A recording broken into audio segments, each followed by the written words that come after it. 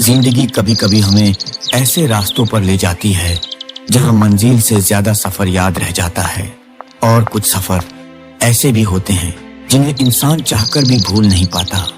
ये कहानी भी एक ऐसे ही सफर की है, एक सरकारी अध्यापक राम मोहन की कहानी, जिनकी सीधी सादी जिंदगी में एक सरकारी आदेश ने ऐसी दस्तक दी जो उनकी रूह तक को कंपाने वाली थी। राम मोहन, तुम्हारी अगली पोस्टिंग का ऑर्डर आ गया है। इस बार तुम्हें जनगणना के काम के लिए भानगढ़ गांव जाना है। वहां के हर घर की जानकारी लेकर तुम्हें रिपोर्ट तैयार करनी है। जी सर। भानगढ़, ये नाम कुछ सुना हुआ सा लगता है। हाँ, सुना ही होगा। बस अपना काम करो और जल्दी लौट आना। और हाँ, कोशिश करना कि रात में सफर ना करो, काम दिन में ही निपटा लेना। ऑफिसर की आवाज में छिपी उस अनकही चेतावनी को राम मोहन समझ नहीं पाए। उनके लिए ये किसी भी दूसरे गांव जैसा ही एक काम था। वो घर आए, अपना छोटा सा बस्ता तैयार किया और ये सोचकर सो गए कि सुबह जल्दी निकलना है। उन्हें क्या पता था कि ये रात उनकी आखिरी सुकून की रात होने वाली थी। हाँ भाई, सीधा भानगढ़ ले चलो। भानगढ़? पक्का साहब, उस तरफ तो सवारियां कम ही जाती हैं। अरे भाई, तुम चलो तो सही, सरकारी काम है, जाना तो पड़ेगा ही, पैसे की चिंता मत करो। ऑटो रिक्शा शहर की भीड़ भाड़ को पीछे छोड़ता हुआ गांव की कच्ची सड़कों पर दौड़ने लगा। धूल का गुब्बार उड़ रहा था और सूरज आसमान में आग उगल रहा था।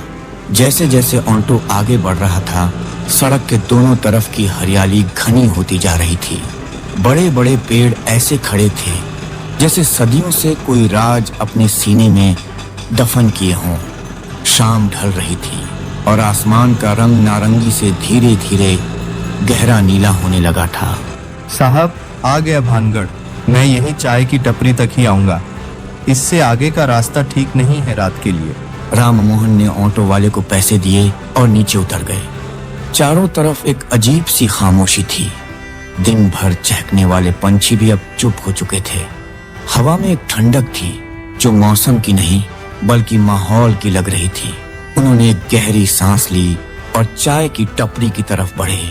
भाई, एक कड़क चाय बनाना, और ये बताओ रामू काका का घर किस तरफ है? चाय वाला शंभू, एक बूढ़ा आदमी। रामू काका, वो सामने जो छोटा सा जंगल वाला रास्ता दिख रहा है ना, बस उसी पर सीधे चले जाओ। आखिर में एक ही घर मिलेगा, वही है काका। लेकिन भाई, तुम हो कौन? इस वक्त उनसे क्या काम पड़ गया? मैं सरकारी काम से आया हूँ, जनगणना के लिए। सरकारी काम? अच्छा, पर भाई अब तो रात होने को आई है, सुबह चले जाते। वो रास्ता रात में सुनसान हो जाता है। अरे काका, आदत है हमें इन रास्तों की, बस पहुंच ही जाऊंगा। चाय अच्छी थी। राम मोहन ने चाय का गिलास रखा और उस जंगल वाले रास्ते की तरफ बढ़ चले। शंभू उन्हें तब तक देखता रहा जब तक वो अंधेरे में ओझल नहीं हो गए। रास्ता वाकई संकरा और डरावना था।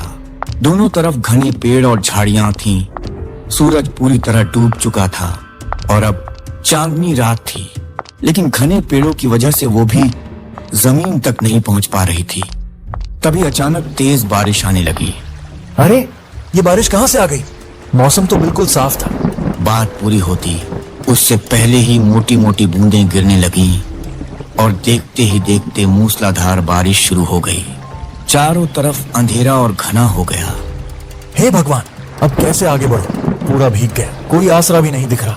तभी बिजली कड़की और उस एक पल की रोशनी में राममोहन को अपने ठीक पीछे कुछ दूरी पर एक विशाल और पुरानी इमारत का ढांचा दिखा। वो किसी पुराने किले का खंडहर लग रहा था।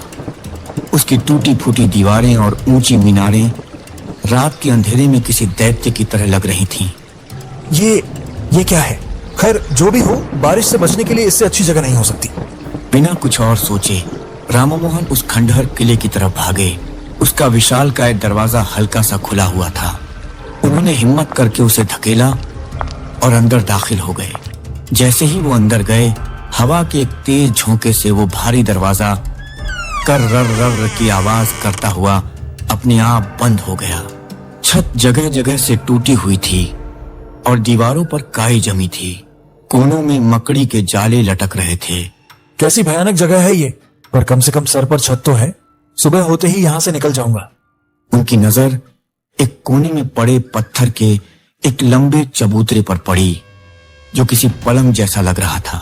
दिन भर की थकान और बारिश में भीगने की वजह से उनका शरीर टूट रहा था। वो जाकर उस पर बैठ गए। बैठते बैठते कब उनकी आंख लग गई, उन्हें पता ही नहीं चला। नींद में राममोहन को लगा जैसे उनका शरीर तप रहा है, कोई तेज बुखार चढ़ आया हो जैसे। बदन में एक अजीब सी ऐंठन महसूस हो रही थी। उन्होंने बेचैनी में आंखें खोली।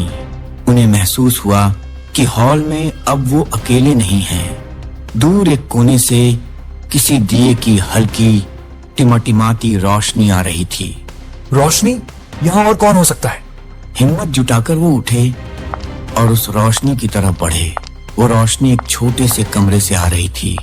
कमरे के अंदर एक दिए की लौ के सामने एक बहुत ही पतला अधेड़ उम्र का आदमी बैठा था। उसकी आंखें अंदर धंसी हुई थीं और चेहरा किसी बीमार की तरह पीला पड़ चुका था। वो बीच बीच में जोर से खांस रहा था। कौन हो तुम? मेरा नाम कनुदास है। मैं इस किले की देखभाल करता हूँ। ओह, मुझे लगा यहाँ कोई नहीं है। मैं बारिश से बचने के लिए यहाँ आ गया था। मेरा नाम राममोहन है। इस किले में मेहमान कम ही आते हैं, जो आते हैं वो खास होते हैं। बैठो। राममोहन उसके पास बैठ गए। कनुदास की आंखों में एक अजीब सी गहराई थी, जैसे वो राममोहन के आर पार देख रहा हो। तुम्हारी तबीयत ठीक नहीं लग रही कनुदास? तुम्हें किसी वैद्य या डॉक्टर को दिखाना चाहिए। मेरी दवा और बीमारी सब यही किला है बाबूजी। इसकी दीवारें सुनती हैं और ये पत्थर बातें करते हैं। मैं इनकी भाषा समझता हूँ। ये मुझे कहीं जाने नहीं देते। ये तुम क्या कह रहे हो? दीवारें कैसे बात कर सकती हैं? करती है वे बाबूजी, सब करती है। यहाँ की हर ईंट में एक कहानी दफन है। राजा, रानी, उनकी सल्तनत सब यही तो है। कभी कभी रात में पूरा दरबार सजता है। बस देखने वाली नजर चाहिए।